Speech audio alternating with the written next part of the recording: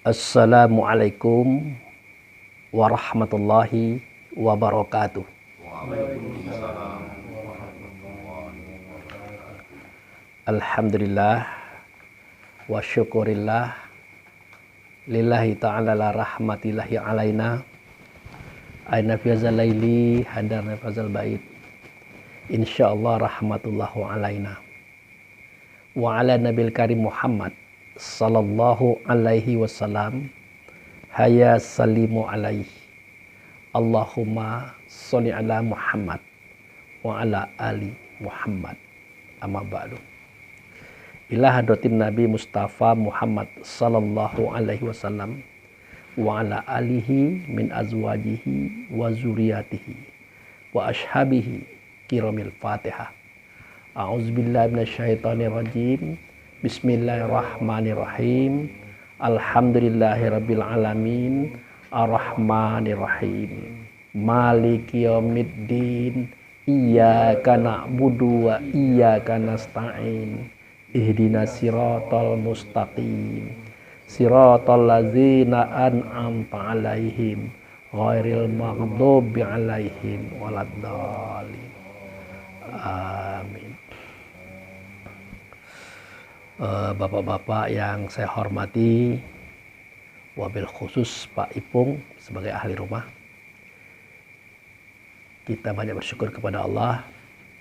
Dengan anugerahnya kita diberi kesehatan dan kekuatan, sehingga dengan itu kita dapat hadir dan datang di rumah ini dalam rangka kebaikan dan kebenaran untuk mempermudah langkah-langkah kita menuju selamat, yaitu kepada Allah dan Rasulnya. Kemudian salawat dan salam sudah kita persembahkan kepada Rasulullah Sallallahu Alaihi Wasallam. Semoga apa yang kita sampaikan, yang kita nyatakan diterima oleh Allah dan digantikan oleh Allah dengan syafaat, di mana pada waktu itu tidak ada pertolongan atau tidak ada syafaat kecuali daripada Allah melalui Rasulullah Sallallahu Alaihi Wasallam. Jadi pada malam hari ini kita ketemu lagi. Kita mulai mencoba untuk materi yang sudah tercatat, yang pernah kita bagikan beberapa waktu yang lalu. Jadi memang pelajaran kita ini pelan-pelan, memang pelan-pelan karena sedikit agak berat. Makanya kita juga agak santai dalam menyampaikan dan dalam mendengarnya. Jadi tidak terlalu tegang gitu kan. Yang nak merokok ya silakan merokok, nak minum silakan minum dan seterusnya itu. Jadi kita mulai dari pembacaan. Nah, pembacaan daripada khutbah rukun sembahyang 13. Silakan Pak, Bapak yang baca, Pak Arif. Pak Hadi baca Quran. Ya, siapa aja dapat, silakan. Pak Baik. Rukun sembahyang 13. Firman Tuhan pada surat At-Tariq ayat 5 berbunyi, "Fal yanzuril insanu mimma khuliq." Artinya, hendaklah manusia itu memikirkan dari apakah asal kejadiannya. Sabda Nabi, "Ada abduka nafsuka lati baina jambaika." Artinya, musuh yang paling perlu kamu lawan adalah musuh yang ada pada tubuhmu, yakni semangsa hawa, nafsu, dunia, dan setan. Mengapa timbul hawa? Karena anasir angin telah memenuhi segala rongga pada kita, maka timbullah hawa. Mengapa timbul nafsu? Karena anasir air telah menjadikan urat, benak, tulang pada kita, maka timbullah nafsu. Mengapa timbul dunia? Karena anasir tanah telah menjadi daging, kulit, bulu, atau roma pada kita, maka timbullah dunia. Mengapa timbul setan? Karena anasir api telah menjadi darah pada kita, maka timbullah setan. Apa pemukul hawa nafsu dunia dan setan? Pemukul hawa nafsu dunia dan setan adalah iman, Islam, tauhid, dan ma'rifat. Pemukul hawa iman, pemukul nafsu Islam, pemukul dunia tauhid, pemukul setan ma'rifat. Adapun iman, Islam, tauhid, dan ma'rifat itu hendaklah diketahui pula apa pada Allah, apa pada Muhammad dan apa pada kita. Iman itu cermin bagi Allah, wajib pada Muhammad, cahaya pada kita. Islam itu titah daripada Allah, sifat pada Muhammad, wajib pada kita. Tauhid itu keesaan Allah, nyata pada Muhammad, hakikat pada kita. Ma'rifat itu nyata bagi Allah, pakaian pada Muhammad, meneladan pada kita. Adapun iman, Islam, tauhid dan ma'rifat itu hendaklah diketahui pula ketetapannya. Ketetapan iman dalam hati, ketetapan Islam pada ikrar dan amal, ketetapan tauhid pada tempat yang tidak mensyarikati Allah, ketetapan hakikat pada ingatan, ketetapan ma'rifat meliputi terdahulu dan yang terkemudian. Oke, cukup. Jadi setelah dibaca, kita akan mulai menjelaskan satu persatu. Di situ kan ada kalimat yang pertama itu, Pak. Apa bunyinya, Pak? Surat At-Tariq ayat 5. Nah, Wal yanzuril insanu mimma khuliq. Artinya hendaklah manusia itu memikirkan dari apakah asal kejadiannya. Terus? Sabda Nabi, A'da a'duika nafsukal lati baina jambaika. Artinya musuh yang paling perlu kamu lawan adalah musuh yang ada pada tubuhmu, yakni sebangsa hawa, nafsu, dunia, dan setan. Nah, jadi persoalan kita itu adalah antara kita dengan Rasul, antara Rasul dengan Allah. Inna lillahi wa inna ilaihi raji'un. Kita datang dari Allah, semestinya kembali juga kepada Allah. Itulah awal daripada kisah kita itu. Nah, kita belum kembali kepada Allah sekarang ini.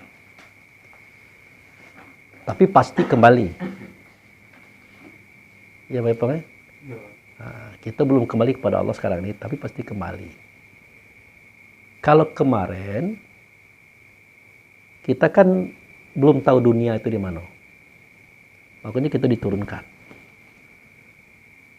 Artinya instan. Allah menurunkan kita oleh para petugas ya. Tapi untuk pulang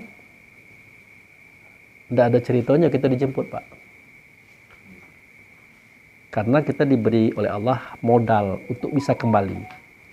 Pertama kali hidup. Itu modal kita. Sudah itu ruang. Sudah itu waktu. Kemudian kita sudah diberikan akal, fikir, hayal, paham, dan ilmu.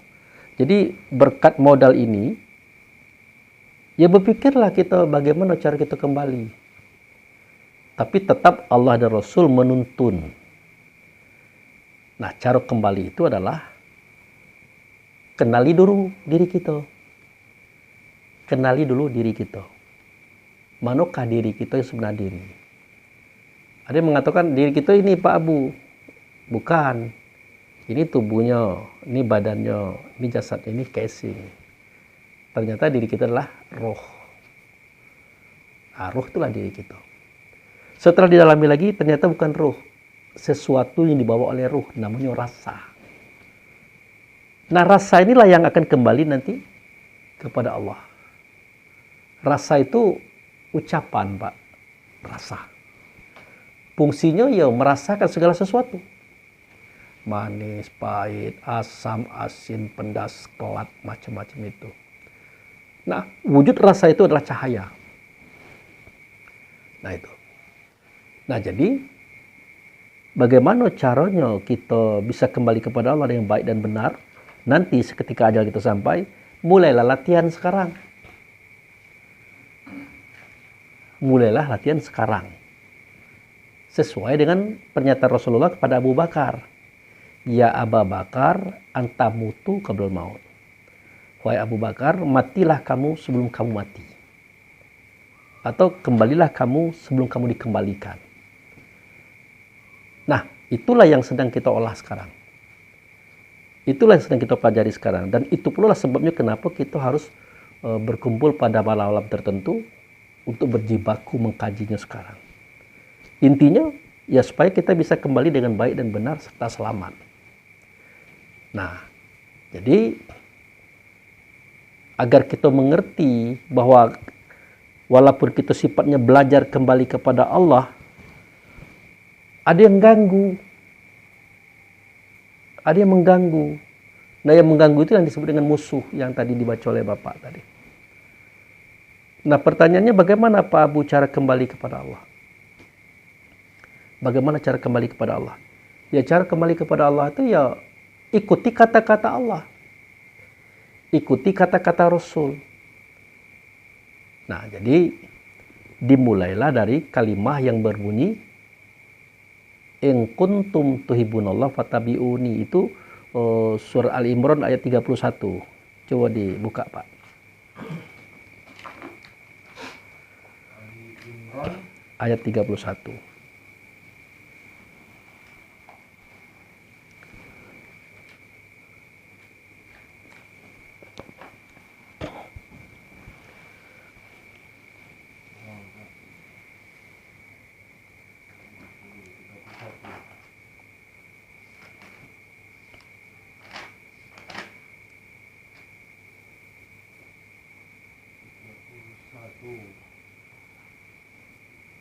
Bismillahirrahmanirrahim. Qul in kuntum tuhibbunallaha fattabi'uni yuhibbukumullahu wa yaghfir lakum dzunubakum wallahu ghafurur rahim. Nah, terjemahkan. Artinya, katakanlah Muhammad, jika kamu mencintai Allah, ikutilah aku, niscaya Allah mencintaimu dan mengampuni dosa-dosamu. Allah Maha Pengampun lagi Maha Penyayang. Nah, jadi yang berkata ini Allah. Nah, maka di sini letak terperincinya pelajaran kita ini kan. Yang berkata ini Allah. Karena Allah tidak berbentuk, tidak berupa, tidak bersuara, tidak berkata, tidak sama dengan segala sesuatu, maka Allah membangkitkan sifatnya. Itulah wujud sertanya. Namanya Muhammad. Nah, inilah Muhammad yang Rasul dirasulkan. Nah, Rasul dirasulkan itu artinya cuma satu. Tapi kalau Rasul-Rasul banyak. Dari Adam, Idris, Nuh, Hud, Lut, Saleh, Ibrahim, Ishak, Ismail, terus ke bawah sampai ke Isa. Jadi sifatnya Allah, wujud serta Allah, Rasul yang dirasulkan, itulah Muhammad. Jadi Allah bersuara, Allah berkata, ya melalui Muhammad Rasul. Allah gaib, Muhammad Rasul gaib. Makanya Muhammad dikasih tubuh. Tubuh itu adalah badan, jasad. Anak daripada Abdullah, anak daripada Aminah. Yang lahir pada hari Senin, tanggal 12 Rabiul Awal, tahun 571. Orang Arab. Nah, di sini kan nampak perbedaan itu. Allah, Rasul, Muhammad, Nabi. Nah, Allah inilah yang memerintahkan kepada Muhammad Nabi melalui Rasul, kul, katakan hai Muhammad. Kepada siapa? Kepada kaum-kaum. Kepada umat, termasuk pada kita juga. Kalau kamu mencintai Allah, ikut saya, kata beliau. Ikut saya. Supaya apa? Ya supaya kamu dicintai oleh Allah. Supaya kamu diampuni dosa. Konsekuensinya, kalau tidak ikut Rasul, maka tidak diampuni dosa, dan tidak dicintai, tidak dikasih, tidak disayangi oleh Allah. Segala kita seperti itu. Makanya sangat penting ikut Rasul ini. Kenapa? Karena dia akan membawa kita kepada Allah. Nah itu. Jadi cerita kita sekarang ini nak ikut Rasul. Itulah yang diceritakan kemarin. Bagaimana cara mengikut Rasul? Caranya sederhana, diketahui di mana Rasul itu berada sekarang. Nah, ternyata dibukalah rahasia itu pada surat Al-Balad. Itu.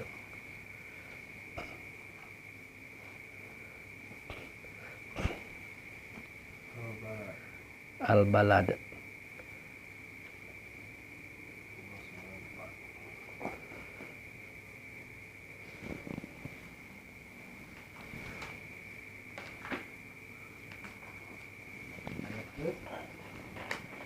Dari ayat 1.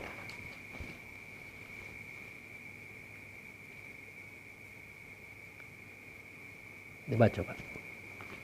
A'udzubillahiminasyaitonirrajim. Bismillahirrahmanirrahim. La uqsimu bihadzal balad wa anta hillum bihadzal balad. Stop. Jadi, ya, terus Pak. Artinya aku bersumpah dengan negeri ini, Mekah, dan engkau Muhammad tempat di negeri Mekah ini. Jadi karena kita ini adalah mengaji hakikat yang kita sebut dengan istilah kajian tasawuf, kita harus kritis. Termasuk terjemahan tadi kita kritisi, kita protes. Nah, coba diulang lagi terjemahannya. Aku bersumpah dengan negeri ini, Mekah, dari engkau Muhammad tempat di negeri Mekah ini. Jadi terjemahan itulah yang menjadikan umat akhir zaman ini kehilangan hakikat. Padahal maksud ayat itu bukan Mekah. Aku bersumpah dengan negeri ini, hai Muhammad, bahwa engkau tetap ada dalam ini. Cara kita membuktikan bahwa itu bukan seperti itu terjemahannya, ya jangankan Rasul itu sendiri, nabinya aja ada di Mekah sekarang itu. Ya kan Pak? Nabinya di mana? Terkubur di Madinah. Nah itu. Itu terjemahannya bersifat syariat, tetapi tidak tepat karena dia mengatakan Mekah. Nah, jangankan Rasulnya, nabinya beda di Mekah. Nabinya terkubur di Madinah. Berarti terjemahan itu bukan salah, tapi tidak pas. Nah, pertanyaannya, negeri yang dimaksud itu negeri yang mana? Nah, itu. Tentu negeri yang menjadi ibu negeri. Negeri yang sudah ada sebelum adanya negeri. Termasuk belum ada langit, belum ada bumi, belum ada segala sesuatu. Namun negeri itulah negeri Bakkah. Itu ada di surah Ali Imran ayat 96.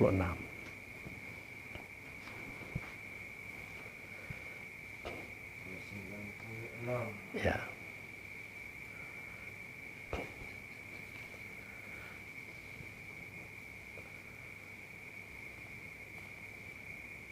Inna awwala baitin wudi'a lin-nasi lalladzi bi Bakkata mubarakan wa hudan lil-alamin. Sesungguhnya rumah ibadah pertama yang dibangun untuk manusia ialah Baitullah yang di Bakkah, Mekah, yang diberkahi dan menjadi petunjuk bagi seluruh alam. Ya. Ada kutipan Bakkah Mekah ini, ahli kitab mengatakan bahwa rumah ibadah yang pertama dibangun berada di Baitul Maqdis. Oleh karena itu Allah membantahnya. Jadi lah panjang kan, lah sampai ke Baitul Maqdis pula kan. Jadi sesungguhnya rumah yang pertama kali kata Allah ya, saya yang membuatnya. Nah, kalau saya membuat itu berarti Allah ya. Itulah rumah yang ada di negeri Bakkah. Bakkah itu bukan Mekah. Walaupun saudara kita bikin di situ Mekah. Nah, akibat dari tulisan Mekah itulah, maka hakikat itu semakin hilang. Kita bersyukur mengkaji ilmu tasawuf, mengkaji ilmu hakikat, kita bisa tahu ternyata Bakkah di situ bukan Mekah. Memang ada negeri yang bernama Bakkah, yaitu negeri yang ada di luar seantero alam. Nah, disitulah Allah menjadikan sebuah rumah yang dia sendiri membangunnya. Bukan tukang, bukan orang, bukan manusia. Dan rumah itu rumah pertama kali. Kalau pertama kali kan berarti belum ada rumah sebelum itu. Nah itu. Terus baca Pak. Ayatnya lanjutkan. Ayat 97. Ya. Fihi ayatum bayyinatum muqamu Ibrahim wa man dakhalahu kana amina walillahi 'alan nasi hijjul baiti man istata'a ilaihi sabila Ya. ومن كفر فإن الله غني عن العالمين.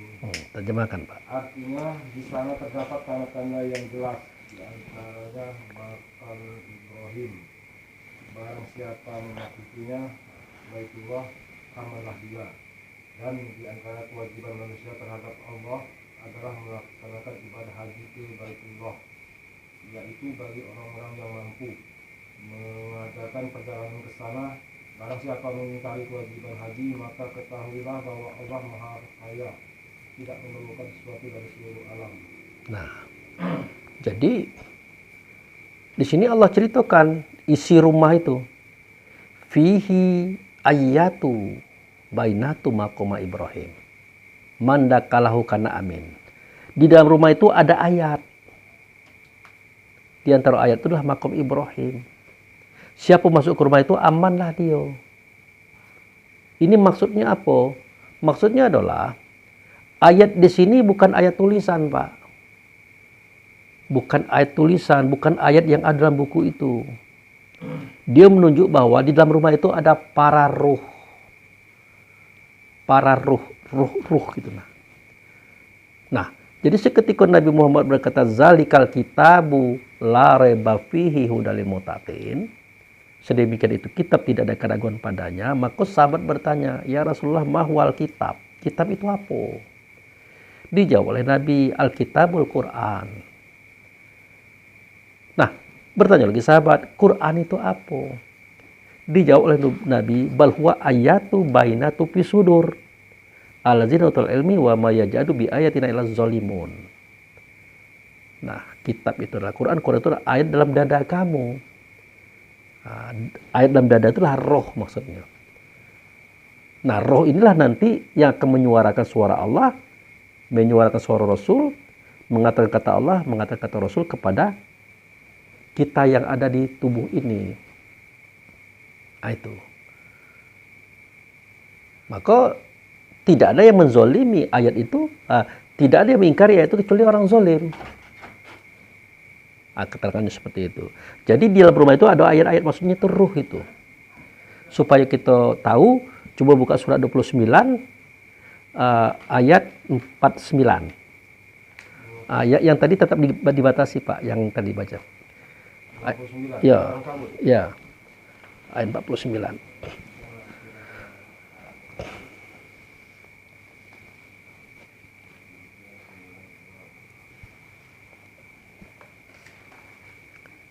Ayat ke 49.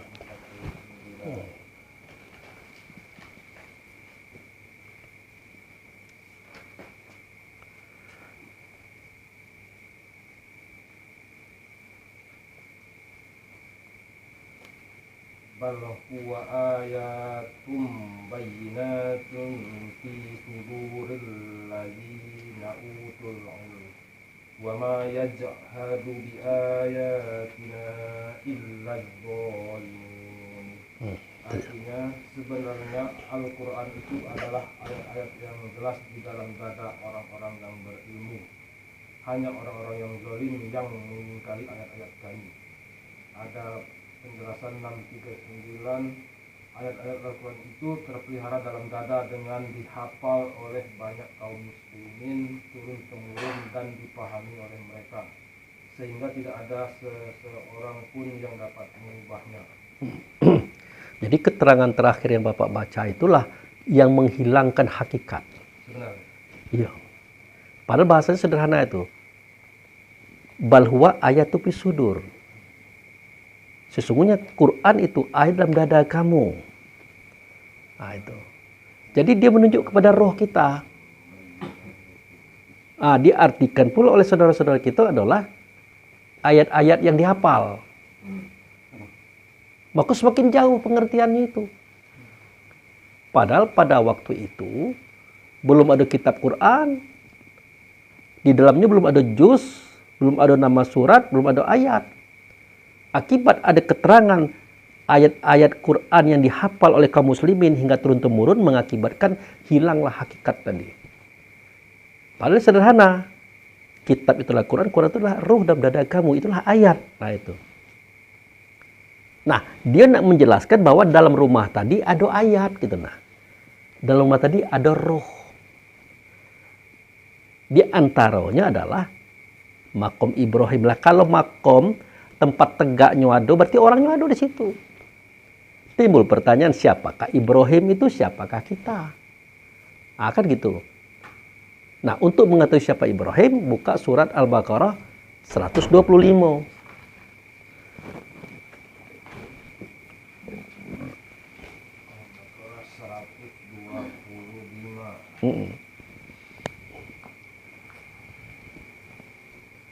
Wa iz ja'alnal baita masabatan linnasi wa amna wattakhidhu min maqami Ibrahim musalla wa ahidna ila Ibrahim wa Ismaila an tahhira baitiya lit-ta'ifina wal 'akifina war ruk'a'is sujud. Stop. Ayat 124. 24. Wa ijtala Ibrahim rabbuhu bi kalimatin fa atammahunna qala inni ja'iluka lin-nasi imama qala ma min dzurriyyati qala la yanalu ahdiz zalimin. Dan ingatlah ketika Ibrahim diuji Rabb-Nya dengan beberapa kalimat, lalu dia melaksanakannya dengan sempurna. Dia, Allah berfirman, sesungguhnya aku menjadikan engkau sebagai pemimpin bagi seluruh manusia. Dia, Ibrahim berkata, dan juga dari anak cucuku, Allah berfirman, benar tetapi janjiku tidak berlaku bagi orang-orang zalim. Nah, betul itu. Jadi pada surat Al-Baqarah 124 ini tahu ternyata Ibrahim itu imam. Di dalam rumah itu Ibrahim itu imam. Kalau dia imam berarti di depan. Karena imam itu asal katanya amama, di depan. Kalau imam itu artinya orang di depan. Nah, kalau dia adalah di depan namanya imam, kita di belakang namanya makmum. Nah, Ibrahim dan kita menghadap sesuatu. Yang sesuatu itu berkata dia dengan kata alastu birabbikum. Nah, ini keterangannya ada di dalam surat Al-A'raf ayat 172. Nah, coba dilihat surat nomor 7. Ayat 172. Ya.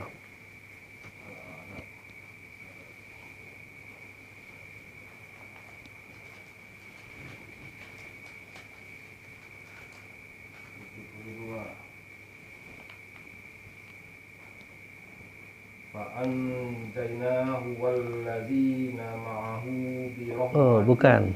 Itu surat apa tuh? 72 Al-A'raf. 172. 172. Ya. 172. 172. 172.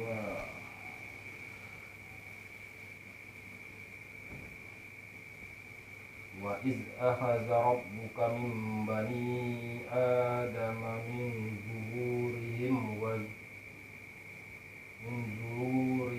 dzurriyyatahum wa ashhadahum ala anfusihim alastu bi rabbikum qalu bala shahidna an taqulu yawmal qiyamati inna kunna an hadza ghafilin. Dan ingatlah ketika Rabbmu mengeluarkan dari sulbi tulang belakang anak cucu Adam dan keturunan mereka, dan Allah mengambil kesaksian terhadap roh mereka seraya berfirman, bukankah aku ini Rabbmu? Mereka menjawab, betul, engkau Rabb kami. Kami bersaksi, kami melakukan yang demikian itu, agar di hari kiamat kamu tidak mengatakan, sesungguhnya ketika itu kamu lengah terhadap ini. Stop. Jadi di ayat itu dijelaskan bahwa wa is akaza rabbuka min bani Adam itu cerita syariat. Tapi wa ashhadum ala anfusahum itu cerita hakikat. lalu kami ambil sumpah atas diri mereka masing-masing, maksudnya roh tadi, maka bertanyalah dia, alastu birabbikum, adakah tidak aku dengan Tuhan kamu? Nah, karena mereka melihat kepada beliau, mendengar suara beliau, berhadapan dengan beliau langsung, maka para ruh tadi menjawab, bala syahidna, benar engkau dengan Tuhan kami menyaksikan engkau. Begitu. Jadi dikatakan oleh Allah Subhanahu wa taala melalui beliau juga, antakulu yaumal qiyamah inna akuna an hadzal ghafilin. Jangan sampai nanti di hari kamu berdiri depan aku, di dalam sholatmu kamu mengatakan aku tidak pernah cerita tentang ini. Nah gitu maknanya tuh. Nah jadi alastu birabbikum inilah kalimat yang diujikan oleh Allah melalui beliau yang ada di depan Ibrahim terhadap Ibrahim. Kan ada kalimat tadi, kami uji Ibrahim dengan beberapa kalimat ya. Nah akhirnya dia bisa menjawab. Nah ujian itulah, alastu birabbikum, adakah tidak aku ini dengan Tuhan kamu? Maka Ibrahim jawab, bala syahidna. Jadi apa yang dijawab oleh Ibrahim itulah dijawabkan oleh kita segala-galanya. Nah pertanyaannya, siapakah yang berkata alastu birabbikum? Siapakah dia yang mengatakan dirinya, adakah tidak aku dengan Tuhan kamu? Itulah dia sifat Allah. Itulah dia wujud Allah. Itulah dia Rasul yang dirasulkan, namanya adalah Muhammad. Jadi di dalam rumah tadi ada kiblat. Nah kiblat itu adalah Muhammad. Ada imam itu adalah Ibrahim. Ada makmum itu adalah kita. Itulah isi rumah tadi. Nah seketika Allah bertanya kepada Ibrahim dan semua kita, ya, melalui Muhammad Rasul tadi, melalui sifat tadi, Muhammad wujud Allah tadi, kita jawab, bala syahidna, benar kami menyaksikan bahwa engkau itu dengan Tuhan kami. Maka bersujudlah segala roh di situ yang dipimpin oleh Ibrahim. Sewaktu bersujud itu, nama tempat sujud itu masjid. Karena masjid itu artinya tempat sujud. Nah disitulah Ibrahim beserta kita sama-sama berucap asyhadu an la ilaha illallah wa asyhadu anna Muhammadar Rasulullah. Aku bersaksi tidak ada zat, tidak ada sifat, tidak ada nama, tidak ada perbuatan kecuali Allah hadiahnya. Tetapi yang aku lihat saat itu, yang aku dengar saat itu, yang aku hadapi saat itu bukan Allah, melainkan utusannya, namanya Muhammad. Nah ternyata yang mengatakan alastu birabbikum itu Muhammad. Nah disitulah awal kisah tentang Allah, Rasul, diri kita. Nah disitulah tempat sujud yang pertama kali kita lakukan. Namanya masjid. Nah masjid apa? Masjidil Haram. Artinya masjid yang mulia. Yang mulia itu bukan masjidnya, orang yang di situ mulia. Siapa itu? Muhammad tadi. Itu orang mulia. Jadi Masjidil Haram itu artinya masjid yang mulia. Yang mulia bukan masjid, tapi Muhammad itu yang mulia. Tapi kalau Ibrahim beserta kita, termasuk 124.313 para aulia anbiya di situ, itu bukan orang mulia, tapi orang yang dimuliakan. Nah inilah awal kisah kita segala-galanya. Nah nanti dari situ kita akan diturunkan ke dunia, diturunkan ke tubuh, dipari di hati, kemudian kita lahir. Nah, mau tak mau kan kita harus ke situ lagi. Innalillahi wa inna ilaihi raji'un. Kami datang daripada Allah. Nah, datang daripada, disinilah, daripada itu disinilah tempatnya. Seperti Bapak, kami datang dari Sadang. Sadang kan jelas tempatnya. Akan kembali lagi ke Sadang. Kalau Bapak tahu Sadang dari mana.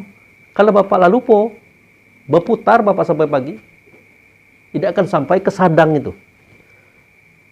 Nah, kita lalu rumah yang pertama kali ada di negeri Bakkah, itu keterangannya ada. Tapi kita lalu bahkan apa yang terjadi dalam rumah itu, kita lalu maka diulangi kembali oleh Allah dan Rasul. Cerita itu ada pada kitab Quran. Makanya kitab Quran itu disebut juga az-zikro, mengingatkan. Gitu. Jadi seketika kita turun dari rumah itu, berarti kita sudah meninggalkan Masjidil Haram. Nah, seketika usia kita 7 tahun, dikendaki oleh Allah Rasul, kita belajar untuk sholat. Ya kan? Nah, umur 7 tahun, anakmu ajarkan sholat. Dalam bahasa tasawufnya, ajarkan anakmu itu menyatukan rasa dirinya kepada Rasul dengan Allah. Nah, itu. Jadi, umur 7 tahun ke 8 tahun, diajarkan geraknya baik, Pak. Nah, cukup langgeng itu, Pak. Setahun belajar tegak, ruku, duduk, i'tidal, sujud. Tegak, ruku, i'tidal, sujud. Itu baik. Umur 7 sampai 8. 8 ke 9, ajarkan anak itu bacaannya, Pak. Mulai pada Allahu Akbar sampai salam. 8 ke 9. 9 ke 10, ajarkan mereka itu terjemahannya. Nah, umur 10, tidak mau dia sholat, pukul, kata Rasulullah. Karena sudah lengkap. Geraknya baca, bacaanlah baca, terjemahnya lah baca. Nah, kenapa harus tahu terjemahannya Pak Abu? Karena di terjemahan inilah nanti kita akan meresapkan segala yang kita suarakan, segala yang kita katakan, segala yang kita gerakkan.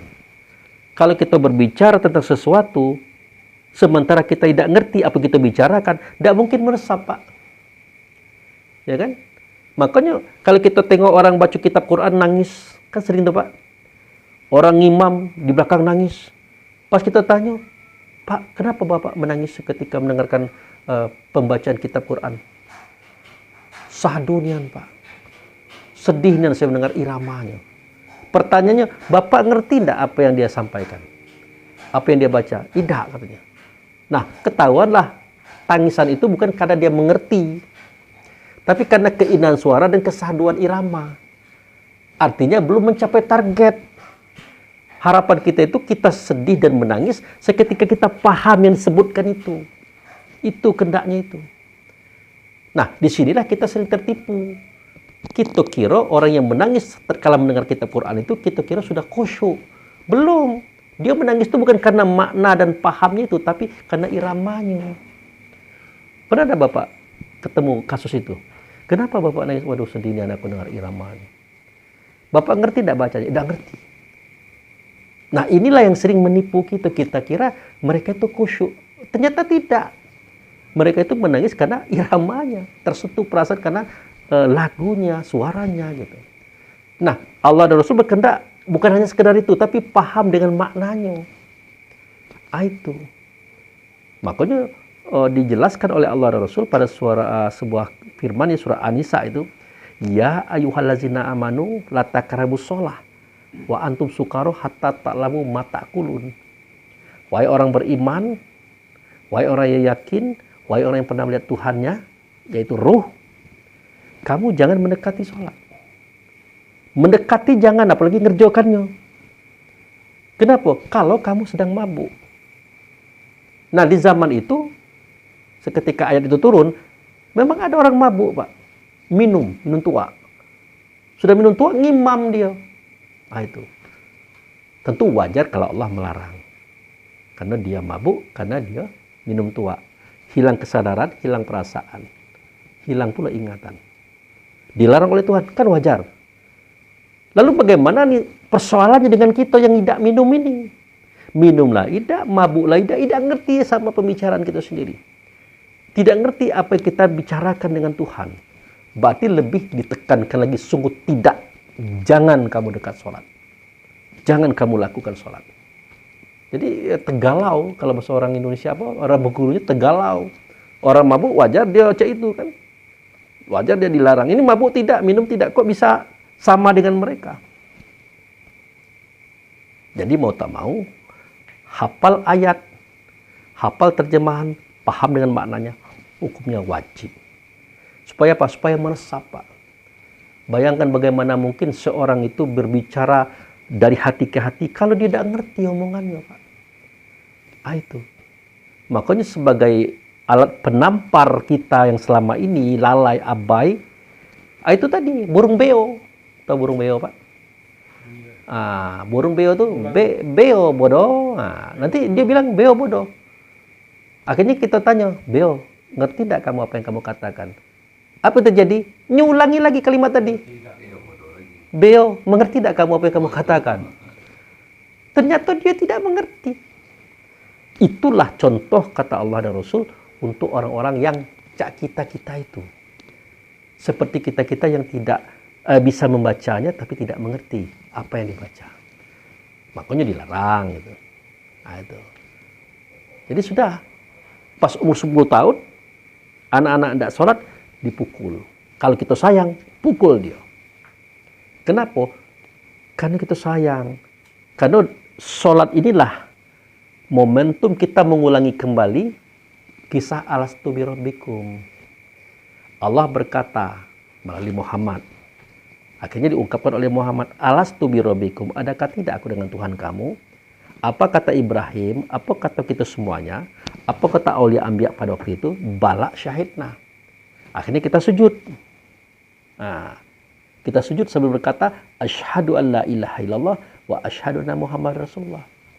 Aku bersaksi tidak ada zat, tidak ada sifat, tidak ada nama, tidak ada perbuatan kecuali Allah lah dianya. Tapi yang aku lihat saat itu, yang bertanya saat itu, yang ku dengar suara saat itu bukan Allah, tapi utusannya namanya Muhammad. Nah, ternyata berkata alastu bi rabbikum itu adalah Muhammad. Tempat kita sujud itu namanya Masjidil Haram. Nah, ini belum cerita tentang di Mekah. Belum. Seketika kita turun ke dunia, masuk ke dalam tubuh kita, dipariki hati, lahir. Kita tidak sholat lagi, ngomong gitu. Alangkah jauhnya tempat sujud itu. Alangkah jauhnya. Nah, kalimat itu yang disebut dengan Masjidil Aqsa. Jadi Masjidil Haram lah itulah dia. Masjidil Aqsa itulah dia.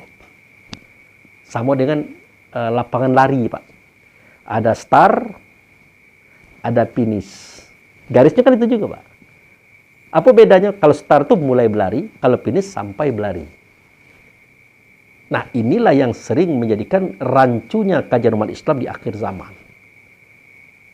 Nah, sekaligus jadi bahan cemoohan orang luar terhadap kita. Mengatakan apa itu kisah Isra Mi'raj Nabi Muhammad itu diperjalankan dari Masjidil Haram ke Masjidil Aqsa. Padahal Masjidil Aqsa belum ada waktu itu. Nah, jadi cemoohan, mau tak mau, Pak. Tidak bisa marah gitu. Karena begitulah dari dulunya ucapan orang tua gitu. Ternyata Masjidil Aqsa memang bukan di situ tempatnya. Bahkan Masjidil Haram yang hari ini ada saat itu belum Masjidil Haram namanya. Karena waktu itu dia adalah kuil, Pak. Di dalam Ka'bah itu ada 4 patung besar. Lata, Manat, Ubal, Uzza. Di sekelilingnya ada 360 patung. Tempat mereka minum-minum main perempuan. Tidak mungkin itu tempat sujud. Nah, kapan tempat itu menjadi tempat sujud? Seketika Nabi Muhammad 10 tahun hijrah ke Madinah. Barulah beliau datang dengan pasukannya 10.000 orang. Membersihkan tempat itu, menjadikan tempat itu tempat sholat. Tempat sujud. Nah, saat itu baru disebut dengan Masjidil Haram. Saat itu. Tapi sebelumnya belum. Nah, itu. Nah, rupanya antamutu qablal maut, matilah engkau wahai Abu Bakar sebelum kamu mati. Kembalilah engkau wahai Abu Bakar sebelum kamu kembali. Itulah salat itu. Itulah salat. Karena in kuntum tuhibbunallah fattabi'uni, kalau kamu cintai Allah ikut aku kata Rasul. Kemana? Ke negeri Makkah. Di mana beliau sekarang? Ada dalam rumah. Disitulah dia adalah kiblat. Ibrahim adalah imam, kita adalah makmum. Nah, rupanya bagaimanakah polanya Pak Abu untuk kita hadir kembali di hadapan Tuhan hari ini? Caranya sholat. Nah, itulah kenapa kajian kita ini tentang sholat. Nah, itu. Yang jadi masalah adalah materi yang dibaca oleh Bapak tadi. Tidak mudah untuk sholat itu. Untuk bertemu Allah dan Rasul itu tidak mudah. Kenapa? Ada yang mengganggu. Ada yang mengganggu. Bagaimana gangguannya? Ah, itu tadi. Ada pada surah Al-Alaq. Di surah Al-Alaq itu dikatakan, Ara'aital lazi yanha abdal iza sholah. Adakah kamu melihat orang yang mengganggu hamba atau menghambat hamba untuk bertemu dengan Tuhan dalam sholat? Kalau itu pertanyaannya, tidak ada. Adakah kamu lihat? Tidak ada. Adakah kamu rasakan? Ada. Seketika Allahu Akbar, sudah mulai ke bank gitu, ke pasar, ke kebun. Ah, itu. Berarti kan ada itu yang mengganggu. Nah, makanya diajarkanlah oleh Allah dan Rasul pola sholat hari ini. Nah itu, pola kembali hari ini. Caranya bagaimana? Pertama kali disebutkanlah, karena kita tidak ngikut Muhammad, nah ditunjukkanlah negerinya negeri Makkah. Muhammad ada di dalam Baitullah. Dulu di dalam Baitullah itu terjadinya seperti ini, seperti itu dan sebagainya yang kita ceritakan tadi. Nah, untuk ke situ tidak mungkin karena terlalu jauh. Makanya Makkah dijadikan Mekah sekarang. Baitullah dijadikan Ka'bah sebagai tandanya sekarang. Di situ ada makam Ibrahim, di sini ada makam Ibrahim. Itulah sebabnya kenapa Allah berkata, wa min haitsu kharajta fawali wajhaka satral haram. Wa min haitsu ma kuntu fawali wajhaka satral. Ah itu. Nah, Pak Charlie, disorot Pak Charlie. Waalaikumsalam. Ya boleh. Nanti kita penuh. Ya. Assalamualaikum Ustaz. Salam. Nah, ya. Hentikan dulu Pak ya. Ya, oke. Takut penuh.